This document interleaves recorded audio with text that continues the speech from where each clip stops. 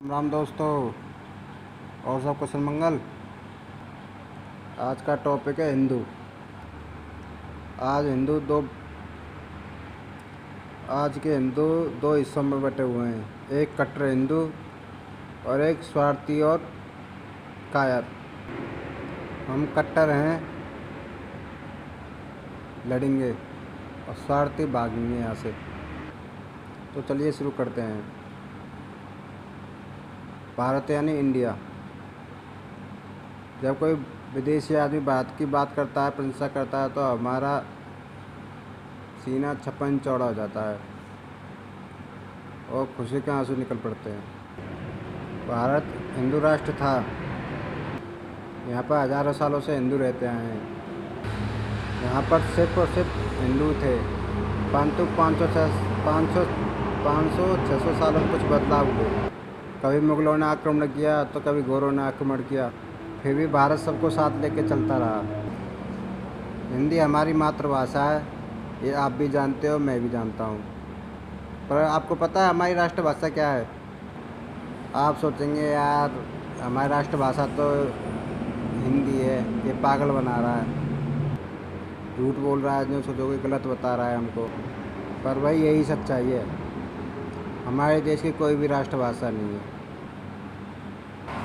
अब आप ये सोचो कि ऐसे कैसे भाई? इसका कारण है वो लोग जो हिंदू तो हैं, मैं हिंदू को मानते नहीं। मैं सभी हिंदुओं को नहीं कह रहा, उनकी कह रहा हूँ जो ईद पर मुबारकबाद देते हैं, लेकिन हमारी रामनवमी और नवदुर्गा की बधाई भी नहीं देते। ईद पर मुसलमानों के लिए भोजन की व्यवस्था कर देंगे, मगर रामनवमी नवदुर्गा पर कुछ नहीं बोलते वो। और ऐसे ही हिंदुओं की वजह से ये हिंदी हमारी राष्ट्रभाषा नहीं बन पाई, क्योंकि वो हिंदू किसी विशेष वर्ग के लिए लड़ाई लड़ते हैं, हिंदू के लिए लड़ाई नहीं लड़ते वो भाई, बिल्कुल भी। भाई बुरा मत मानना, ये बात सच्चाई है। ये सभी हिंदू एक जैसे नहीं हैं। करोड़ों हिंदू हैं जो हिंदू से बहुत प्यार करते हैं, भगवान से बहुत प्यार करते हैं, सब चीज़ से प्यार करते हैं। मगर हमारे हिंदुओं में कुछ ऐसे बुद्धिजीवी हैं जो विशेष वर्ग को लेकर चलते हैं। हिंदू को तो वही मानते नहीं भाई। उनके लिए चाहे 10 हिंदू मरो, चाहे 10,000 मरो, चाहे 10 लाख मरो, उनको कोई फ़र्क नहीं पड़ता। लेकिन अगर विशेष वर्ग का कोई एक मर जाए ना, तो उसके लिए विशेष टीवी शो चलाते हैं, डिबेट करते हैं 10-10 दिन तक। उनकी फैमिली के बारे में बताते हैं विशेष वर्ग की, हाँ भाई ये आदमी मरा है, इसका नाम ये है, इसकी फैमिली ये करती थी, गरीब आदमी था, इसको कुरान आती थी, इसको फलाना ढिकाना जो भी है। मैं हिंदू का मर जाए तो उसे कोई फ़र्क नहीं पड़ेगा। उदाहरण के लिए आप रवीश कुमार जी को ले लो, NGTV के बहुत बड़े पत्रकार हैं वो।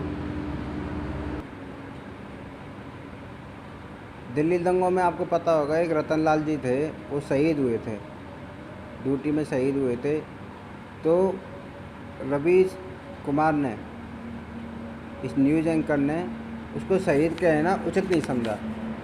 और एक आदमी एक्सपायर हुआ था, फरकान, उसकी फैमिली की डिटेल और वो क्या करता था, क्या नहीं करता था, उसकी बहन कितनी, माँ कितनी, ये काम करता था, वो करता था, उसकी पूरी डिटेल। मगर रतन लाल जी की एक भी डिटेल नहीं दी उसने। बस उसने कहा रतन लाल जी, उसने यूँ कहा था कि कमिश्नर ने अपने जवान शहीद को श्रद्धांजलि दी। आप कभी देखना उसकी न्यूज़ को, उसने यही कहा था।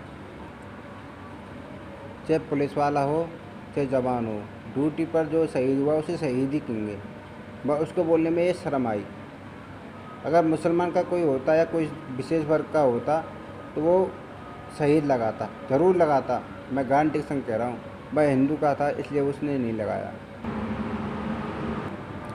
अगर रतन लाल जी किसी विशेष वर्ग के होते तो उनके ऊपर कम से कम 10 दिन डिबेट चलाता, लेकिन वो हिंदू थे इसलिए उन्होंने बस एक दिन कहा कि एका दिल्ली कमिश्नर ने उसकी श्रद्धांजलि दी। उसने जब नहीं कही शहीद रतन लाल नहीं, उसने कहा रतन लाल जी को, अपने जवान को श्रद्धांजलि दी बस।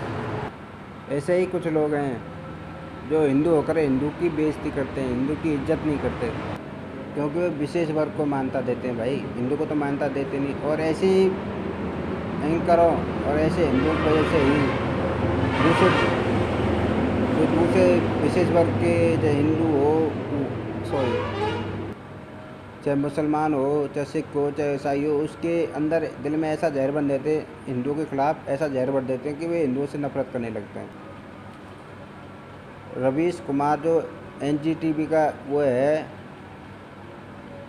एडिटर, वो कभी हिंदुओं की प्रशंसा करता ही नहीं है। वो जो कहता है कि नरेंद्र मोदी से एक बार मैं इंटरव्यू करवा दूं, अरे तू भगवान है क्या जो नरेंद्र मोदी तुझे इंटरव्यू देंगे? कि कोई मंत्री है तू? जब उनकी इच्छा होगी तो देंगे तुझे, नहीं होगी तो नहीं देंगे। ये तेरे कहने पे देंगे। तो जैसे बहुत डोलते हैं भैया रवीश कुमार, और ऐसे पत्रकारों को, ऐसे न्यूज़ एंकरों को पुरस्कार मिलते हैं। जो हिंदुत्व की बेइज्जती करे उसको पुरस्कार, और जो हिंदुत्व की रक्षा करे, हिंदुत्व के लिए लड़े, जो जिहाद के ऊपर सवाल उठाए, लव जिहाद के ऊपर सवाल उठाए, ज़मीन जिहाद के सवाल उठाए, उसके लिए केरल में एफआईआर हो रही है भैया। ये हमारा हिंदुत्व है। ऐसा क्यों? क्योंकि हम संग नहीं हैं, इकट्ठे नहीं हैं। हिंदू अलग अलग हैं, कोई जाट है, कोई गुर्जर है, कोई ब्राह्मण है, कोई वाल्मीकि है, कोई जाटव है, कोई कुमार है। हम अलग अलग जातियों में बटे हैं भैया, हम एक संग नहीं। अगर हम जिस दिन एक संग आ गए ना, उस दिन पूरा भारत हिंदुत्व हो जाएगा। अब ये सुधीर चौधरी जी को ले लो, इनके ऊपर केरल में एफआईआर हुई है, वो भी गैर जमानती। वो किस लिए? क्योंकि वो हिंदू हैं। उन्होंने लव जिहाद के ख़िलाफ़, जिहाद के ख़िलाफ़ आवाज़ उठाई, इसलिए। मगर हमको क्या, हम तो जाट है, वो गुर्जर है, वो ब्राह्मण है, वो वाल्मीकि है, यही हमको ले बैठी, यही हमारे हिंदुत्व को ले बैठी इस भारत में। अगर अब शुरू से ही हम एक होते तो ये कुछ नहीं करते। अब एजाज खान को ले लो, वो कह रहा था कि एक दिन ऐसा आएगा कि सबरे हिंदू मुसलमान बनेंगे, कोई भी हिंदू नहीं रहेगा, सबरे मुसलमान बनेंगे। क्योंकि पता है भैया कि रवीश कुमार जी जैसे बहुत बैठे हैं हिंदू, जो उसकी होल्डिंग में, अगर कोई ऐसा हिंदू बोल देता है वो आज जेल में होता, लेकिन वो नहीं है। इसका एक ताज़ा उदाहरण दूँ आपको। एक सब्ज़ी वाले ने हिंदू सब्ज़ी लिख दी थी, हिंदू फल की दुकान, हिंदू सब्ज़ी दुकान, उस पर एफआईआर हुई, उसको जेल जाना पड़ा। और जबकि मुसलमान की दुकान पे मदीना, इस्लाम, हाजी, ये सब लिखा होता है, उन पर कभी बैन नहीं लगा, कभी जेल नहीं गए वो। किस लिए? हिंदू के कारण, क्योंकि हिंदू ने कभी विरोध नहीं करा, उनको सहारा दिया, उनको बढ़ावा दिया। और मुसलमान हमेशा हिंदू की बेइज्जती करते रहते हैं, हमेशा नीचे दिखाते। एफआईआर दर्ज होगी। और ऐसे विशेष वर्ग को ताकत कहाँ से आती है? ये रवीश कुमार जी जैसे जो नेता हैं, एंकर हैं, या कुछ नेता हैं जो वोट बैंक के लिए ऐसा करते हैं, और फिर उनकी बात यूएन तक जाती है, उनकी सुनवाई होती है। ऐसा क्यों भाई? क्या हमारी आवाज़ कोई नहीं सुनेगा हिंदुओं की? आप भी नहीं बोले कुछ? तो भैया यही बात कह रहा हूँ मैं कि जागो हिंदू भाइयों, जागो। अब नहीं जागोगे तो कब जागोगे? नहीं, किसी दिन ऐसा आएगा कि आजम खान जैसी, कहीं ऐसा ना हो कि एजाज खान वाली बात सच हो जाए कि कोई हिंदू ही ना रहे, पाकिस्तान जैसा हाल आ जाए, भूल हो जाए कि पाकिस्तान जैसा हाल हो जाए। वहाँ पहले 20% हिंदू थे, और वहाँ 1% हिंदू रह गए। कहीं इंडिया का ऐसा ना हो जाए कि हिंदू अब जो 75% हैं वो कहीं 1% ना रह जाए। तो जागो और सपोर्ट करो, या सपोर्ट नहीं करो तो कम से कम हिंदू के बारे में कुछ तो सोचो, भगवा के बारे में कुछ सोचो। कब हम दूसरे के ऊपर करते रहेंगे, दूसरे के ऊपर गिरते रहेंगे? कोई भी तो कुछ करना पड़ेगा। अब नहीं करोगे तो कब करोगे यार? तो हिंदुत्व को फैलाओ, जो हिंदू के बारे में बताओ। अब ये रवीश कुमार है जो कह रहा है कि भाई रामायण क्यों चला रहे हो। अरे जब जनता कुछ कह नहीं रही, जनता देखना चाह रही है रामायण, सबसे ज़्यादा टीआरपी पूरे वर्ल्ड में मिली है। क्यों मिली? अच्छा नाटक है। तू चाहे किसी धर्म का वो चढ़ा दें, तुझे चाहे कि हिंदू है का अपनी वो एक सभ्यता जान ही नहीं, खूब भूल जाएं। तो बस भैया मैं इतना कहना चाह रहा हूँ कि हिंदुत्व को बढ़ावा दो।